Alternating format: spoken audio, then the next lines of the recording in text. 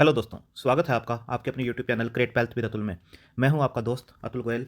आज हम बात करेंगे नौकरी डॉट कॉम की। इन्फो एज काफ़ी ऊपर के लेवल से नीचे आया है और 7,000 के आसपास का लेवल था, अभी 42-4300 के आसपास काम कर रहा है। तो रिस्क रिवार्ड रेशो कैसा है, क्या सपोर्ट ये ले रहा है और किस टाइप के इन्वेस्टर्स को या ट्रेडर्स को इसके अंदर एंट्री लेनी चाहिए या नहीं लेनी चाहिए, तो उसके ऊपर हम बात करेंगे। सबसे पहले हम देखते हैं आज निफ्टी जो काम किया है निफ्टी ने, वो है 2.35% के आसपास की गिरावट इसके अंदर दिखाई दी है। 15,863 के आसपास ये बंद हुआ है, यानी 16,000 से नीचे क्लोजिंग देते हुए बंद हुआ है। तब वीकनेस इसके अंदर ऑलरेडी बनी हुई है, जो ग्लोबल क्यूज है उसकी वजह से टोटली अंडर प्रेशर है। क्रूड बढ़ता हुआ जा रहा है, इन्फ्लेशन बढ़ती हुई जा रही है, तो उसकी वजह से पूरा अंडर प्रेशर है।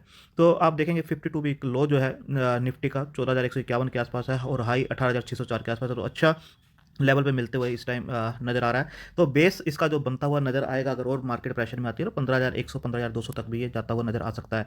तो बात करते हैं अभी इन्फो एज की। इन्फो एज जो नौकरी डॉट कॉम के नाम से भी जाना जाता है, तो आप देखेंगे शेयर जो है 0.74 के आसपास की गिरावट के साथ बंद हुआ है 4307 के आसपास। तो देखें तो पिछले 6 मंथ में 35% के आसपास की गिरावट के साथ ये बंद हुआ है, क्योंकि इसके जो इन्वेस्टमेंट्स हैं, स्टार्टअप में ये इन्वेस्टमेंट करता है। जैसे जोमेटो में इसकी इन्वेस्टमेंट थी, पॉलिसी बाजार में इसकी इन्वेस्टमेंट थी। तो जो इसके आईपीओ आए थे, वहाँ से शेयर जो है ऑलमोस्ट इसी लेवल पे था उससे पहले, और यहाँ से 7,000 के लेवल को भी उसने टच किया। जैसे जैसे उसके अंदर करेक्शन हुई, आईपीओ आने के बाद लिस्टिंग गेन हुआ, उसके बाद करेक्शन आते हुए नजर आई, दोनों ही शेयर ऑलमोस्ट हाफ हो चुके हैं। तो वहाँ से जो है इन्फो एज के शेयर में भी प्रेशर आता हुआ नजर आया और ये ऑलमोस्ट उसी लेवल पे पहुंच गया, यहाँ से वो चला था। तो क्या इस लेवल पे लेना चाहिए, इसके बारे में हम बात करेंगे। तो इससे पहले हम इसका देखते हैं 52 वीक हाई जो है 7465 के आसपास का है, और 52 वीक लो देखेंगे तो 4023 के आसपास का है। तो ऑलमोस्ट अपने 52 वीक लो के आसपास काम करता हुआ नजर आ रहा है। तो इसके बाद अगर देखें कंपनी के फंडामेंटल्स कैसे हैं, तो कंपनी के फंडामेंटल आप देखेंगे तो 55,000 करोड़ के आसपास की ये कंपनी है, आप देख सकते हैं यहाँ पर। और इसका काफ़ी बीच में न्यूज़ भी चली थी कि शायद हो सकता है ये निफ्टी 50 का भी पार्ट बनता हुआ नजर आए, बट अपोलो हॉस्पिटल को इसके अंदर लिया गया है, तो आने वाले टाइम में हो सकता है कि ये भी पार्ट बनता हुआ नजर आए। अगर हाई की बात करें 7465 के आसपास का है, लो जैसे मैंने बताया 4024 के आसपास का है, करंट प्राइस 4288 के आसपास ये बंद होता हुआ नजर आया। बुक वैल्यू देखेंगे तो 1500 के आसपास की है, ऑलमोस्ट 3 टाइम्स बुक वैल्यू का ये काम करता हुआ नजर आ रहा है। फेस वैल्यू 10 की है। सबसे अच्छी बात है कि डेट टू इक्विटी बिल्कुल ही जीरो है। डेट जो है 55 है, बट 55,000 करोड़ की मार्केट कैप है, तो उसके सामने मैनेजेबल है, और डेट टू इक्विटी देखेंगे तो जीरो है।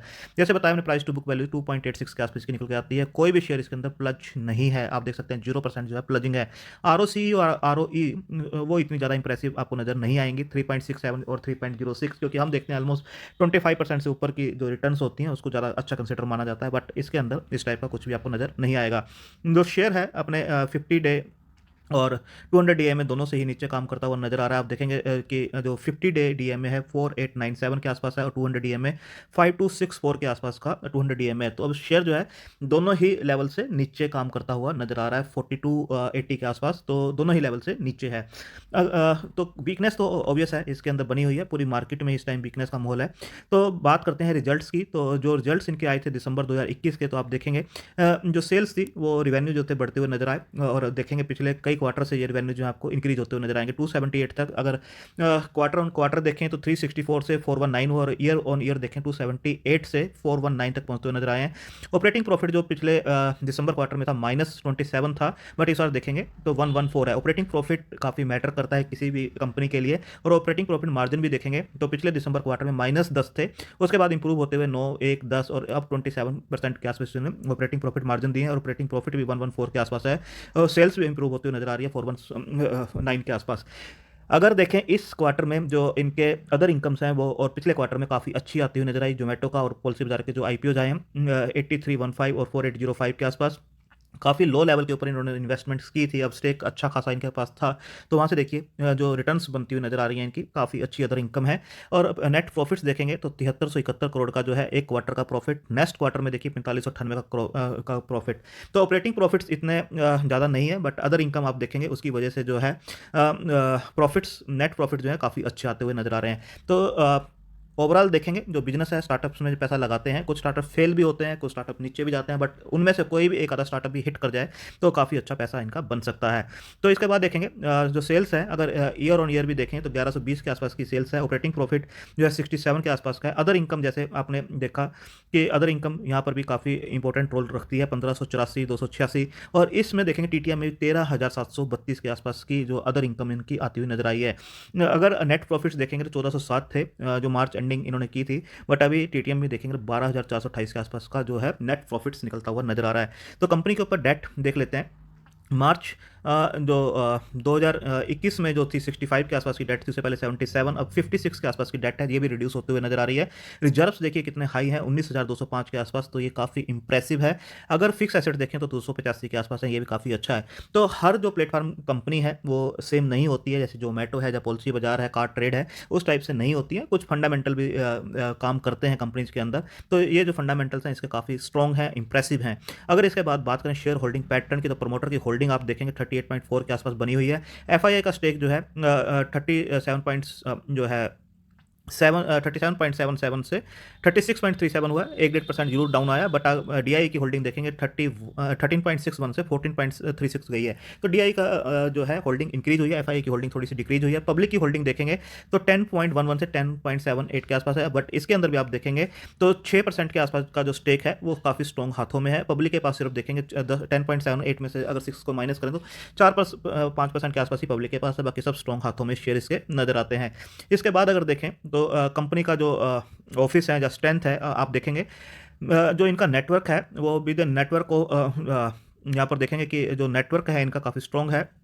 आप यहाँ पर देख सकते हैं with network of 62 offices located in 43 cities throughout India. Info Edge has 4049 employees engage in innovation, product development, integration with mobile, social media, technology and technology upgradation, research and development, quality assurance, sales, marketing. तो 4,4100 के आसपास के employees हैं, 62 office हैं और 43 cities के अंदर ये काम करते हैं, तो काफ़ी अच्छा जो माना जाएगा ये। इसके साथ साथ जो डोमेस्टिक जो साइट्स हैं इनके पास 99 एकड़ हो गई, Naukri.com हो गई और जीवन साथी हो गई। उसके अलावा भी गल्फ़ की जो साइट है Naukrigulf.com, और कंट्री है जो अभी ऑफिस भी इन्होंने अपने ओपन किए हैं बाहर, तो वो भी आप देख सकते हैं दुबई में, बहरीन, रियाद, अबू धाबी, तो यहाँ पर भी आप देख सकते हैं करंटली इनके ऑफिस हैं। तो काफ़ी अच्छा इनका जो नेटवर्क है माना जाएगा। इसके बाद अगर देखें जो कंपनी की जो साइट है Naukri.com, उसके ऊपर किस टाइप के जो प्रोफाइल्स हैं वो भी हम एक बार चेक कर लेते हैं कि किस टाइप की आईटी कंपनी जो है इसके अंदर काम कर रही हैं और कौन सी रजिस्टर्ड है इनके ऊपर बेसिकली जो आईटी कंपनीज हैं। तो आप देखेंगे यहाँ पे जो आईटी कंपनीज हैं 8,000 के आसपास की आईटी कंपनीज जो है इसके ऊपर लिस्टेड हैं। आप देख सकते हैं 8,000 जो आईटी सर्विसेज जो प्रोवाइड करती हैं, उसके अंदर एमएनसीज भी हैं और जो कैप्टिव्स हैं, इंडियन आईटी कंपनीज हैं, मिड साइज भी हैं और स्मॉलर कंपनीज भी हैं। तो हर टाइप की कंपनी जो है 8,000 के आसपास की कंपनीज हैं जो इसके ऊपर काम कर रही हैं। तो जैसे जैसे आईटी का स्कोप बढ़ रहा है, तो स्कोप बढ़ने से क्या है, जितनी एम्प्लॉयमेंट जनरेट हो रही है और रिटेंशन रेट भी बढ़ता हुआ जा रहा है। जैसे आपने आईटी के रिजल्ट्स देखे होंगे, रिटेंशन रेट जो है काफ़ी ज़्यादा बढ़ रहा है। रिटेंशन रेट बढ़ने से क्या है, जितनी जॉब्स इसके ऊपर डेवलप होंगी उतना इनका रेवेन्यूज बढ़ता हुआ नजर आएगा। तो आप देख सकते हैं दूसरी जो कंपनीज हैं जैसे नॉन आईटी कंपनीज, उसके अंदर भी आप देखेंगे तो जो डिजिटलाइज हो रही हैं कंपनी, चाहे जो बैंक हैं, इंश्योरेंस हैं, वो भी इसके ऊपर रजिस्टर्ड होती हुई नजर आ रही हैं। तो Naukri.com का स्कोप जो है आने वाले टाइम में बताया गया काफ़ी अच्छा स्कोप हो सकता है। इसके बाद अगर देखेंगे तो इन्फोएज जो है एक्वायर्ड 76, जैसे ये स्टार्टअप्स में पैसा लगाते हैं, तो यहाँ पर भी आप देख सकते हैं कि 76% जो है स्टेक इन्होंने लिया है online dating SLA for ₹91 crore. ये आप देख सकते हैं कि और भी जो है इन्वेस्टमेंट्स अपने आगे करते हुए नजर आ रहे हैं। इसके बाद अगर देखेंगे तो जो एक्वायर किया है इन्होंने 25% स्टेक जो रिसेंटली इन्होंने एक्वायर किया है, गुरुग्राम बेस्ड कंपनी है यूनो लर्निंग्स, ठीक है, तो उसमें भी 25% स्टेक इन्होंने बाई किया है। तो यही जो चीज़ें हैं आने वाले टाइम में अच्छी फ्रूटफुल हो सकती हैं जहाँ पर ये इन्वेस्टमेंट्स कर रहे हैं। और इसके बाद देखेंगे जो टारगेट्स दिए गए हैं ब्रोकरेज हाउस की तरफ से, वो है आनंद राठी की तरफ से 5450 का 5450 के आसपास का टारगेट्स इसके अंदर दिया गया है। इसके बाद अगर हम देखें तो दूसरा जो टारगेट्स निकल कर आता है वो है शेर खान की तरफ से 6500 रुपये के जो टारगेट्स हैं वो दिए गए हैं कि 6500 रुपये को ये आने वाले टाइम में टच कर सकता है। तो ब्रोकरेज हाउस काफ़ी पॉजिटिव है इसके ऊपर और एक ऐसे बेस के ऊपर खड़ा हुआ है, यहाँ पर रिस्क रिवार्ड रेशो काफ़ी फेवरेबल है। तो बात करते हैं चार्ट के ऊपर। इन्फो एज का मैंने चार्ट लगा रखा है जीरोधा के ऊपर। आप देखेंगे कि जहाँ पॉलिसी बाजार वगैरह के जो आईपीओ आने थे उसके आसपास ये काम करता रहा। 5500 के आसपास का इसने एक हाई बनाया था, 5500 और 4000 के बीच की एक रेंज थी, और उसके बाद ये ब्रेक करता हुआ इसको नजर आया और 7400 के आसपास शेयर गया, यहाँ पर देख सकते हैं 20 अक्टूबर के आसपास में। और उसके बाद जैसे जैसे बाकी कंपनी में जो प्लेटफॉर्म कंपनीज थी उनमें प्रेशर आया, जोमेटो में, पॉलिसी बाजार में, तो इसका उनके अंदर स्टेक है तो ऑब्वियस है ये भी डाउन आता हुआ नजर आया। और अभी आप देखेंगे पिछले काफ़ी दिनों से जैसे मार्केट में प्रेशर है, बट ये अभी 4250 के लेवल को होल्ड किए हुए है, तो इससे नीचे क्लोजिंग नहीं आ रही है। तो 4200 रुपये का लेवल को अगर आप ट्रेडिंग करना चाहते हो तो 4200 रुपये के लेवल को एक स्टॉप लॉस लगा के इसके अंदर एंट्री ले सकते हो, और आपको ये 4800 5000 के लेवल्स इमीडिएट दिखाता हुआ नजर आ सकता है आने वाले टाइम में अगर इसको होल्ड करता है तो। बट अगर लॉन्ग टर्म का आपका इन्वेस्टमेंट का नजरिया और आपको ट्रस्ट है इस कंपनी पे कि आने वाले टाइम में इनके और भी जो स्टार्टअप्स में इन्होंने पैसा लगाया चलते हुए नजर आएंगे, तो आप इसके अंदर बने रह सकते हैं। और 7200 के लेवल भी ये आने वाले टाइम में दोबारा दिखाता हुआ नजर आएगा। 4200 के लेवल के आसपास इसे अगर और ज़्यादा ये कंसोलिडेट करता है इस लेवल पे 10 से 15 दिन और इस लेवल को ब्रेक नहीं करता है, मार्केट का प्रेशर ये यहाँ पर निकाल लेता है, तो बिल्कुल ये आपको कंसोलिडेट करता हुआ नजर आएगा और यहाँ से ऊपर चलता हुआ भी नजर आएगा। तो बात करते हैं कि आप देखेंगे इसे थोड़ा सा लॉन्ग टर्म के चार्ट पे लगाते हैं। पहले RSI चेक कर लेते हैं। RSI जो है 37.13 के आसपास काम कर रही है, यानी एक फियर जोन के अंदर ये शेयर जरूर है। तो इसके ऊपर आप कंसिडर कर सकते हैं। इसके बाद हम देखते हैं कि थोड़ा सा चार्ट को हम वीकली चार्ट लगाते हैं, इसके बाद देखिए थोड़ा सा और आपको इस टाइप से दिखाई देगा। तो आप देखेंगे कि 4200 के आसपास का जो जैसे मैंने बताया एक बेस इसका बना हुआ है और काफ़ी टाइम से इसने 4200 रुपये को नहीं ब्रेक किया है, तो 4200 का एक स्टॉप लॉस लगा के इसे ट्रेडर्स अकोमुलेट कर सकते हैं और लॉन्ग टर्म के इन्वेस्टर्स बिल्कुल इसके अंदर यहाँ पर पोजीशंस ले सकते हैं। और ये आने वाले टाइम में अगर आपका साल 2 साल का नजरिया है तो बिल्कुल यहाँ पर आपको अच्छी लेवल्स दिखा सकता है आने वाले टाइम में। तो आप अपने फाइनेंशियल एडवाइजर से डिस्कस करके अपनी होल्डिंग कैपेसिटी और रिस्क टेकिंग कैपेसिटी के हिसाब से इसके अंदर पैसा लगा सकते हैं। पेशेंस की जरूरत इसके अंदर जरूर पड़ेगी। थोड़ी सी रिस्की कंपनी है, थोड़ा सा कम पैसा लगाइए, मोमेंटम अच्छा रहता है। बट अगर 4200 के लेवल को अगर ये ब्रेक करता है तो बिल्कुल ये 3800 3700 के लेवल तक भी जा सकता है। थैंक यू, धन्यवाद।